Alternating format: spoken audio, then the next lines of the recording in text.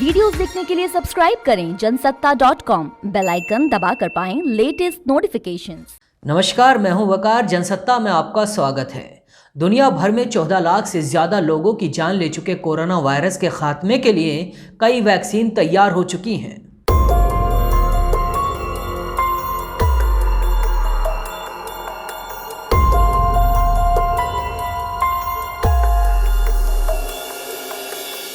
America की दो कंपनियां मॉडर्ना और फाइजर ऐलान कर चुकी हैं कि उनकी वैक्सीन 90 से ज़्यादा फीसदी तक असरदार साबित होगी। रूस ने भी अपनी वैक्सीन के 92% तक कामयाब होने का दावा किया है। इसके अलावा इंडिया में बन रही वैक्सीन कोविशील्ड भी लगभग तैयार है। जल्द ही वैक्सीन मिलने वाली है।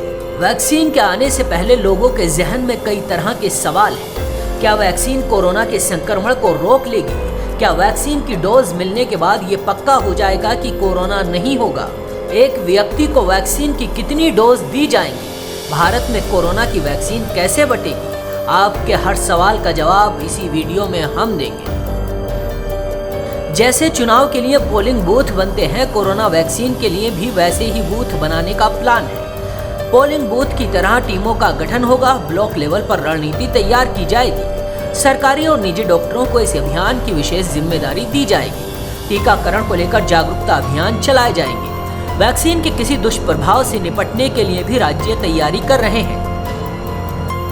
केंद्रीय स्वास्थ्य मंत्री हर्षवर्धन ने उम्मीद जताई थी कि 2021 के शुरुआती 2-3 महीनों में भारत को वैक्सीन मिलनी शुरू हो जाएगी। उन्होंने कहा कि अगस्त सितंबर तक हम 30 करोड़ लोगों को वैक्सीन देने की स्थिति में होंगे। यानी भारत में कोरोना वैक्सीन के लिए अब सरकार ने उल्टी गिनती शुरू कर दी है। दुनिया में कई वैक्सीन तैयार हो चुकी हैं, लेकिन कौन सी वैक्सीन सबसे ज्यादा सफल होने की संभावना है? आइए समझते हैं।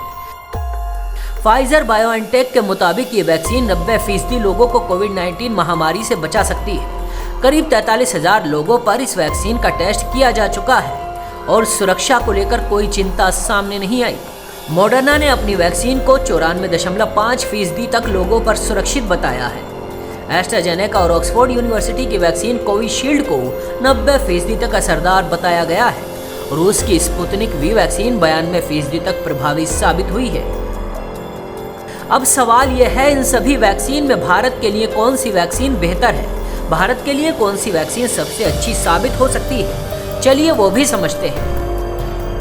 फाइजर की वैक्सीन 90% प्रभावी है, लेकिन इसे -70 डिग्री के तापमान पर रखना होगा, जिसकी सुविधा भारत जैसे विकासशील और गरीब देशों में बहुत कम है। इस वैक्सीन को भारत जैसे देश में एक जगह से दूसरी जगह पर ले जाना ही सबसे बड़ी चुनौती होगा।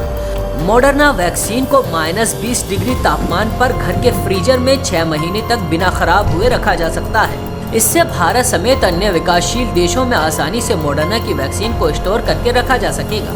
ऑक्सफोर्ड और एस्ट्राजेनेका की वैक्सीन को 2 से 8 डिग्री तापमान पर रखा जा सकता है।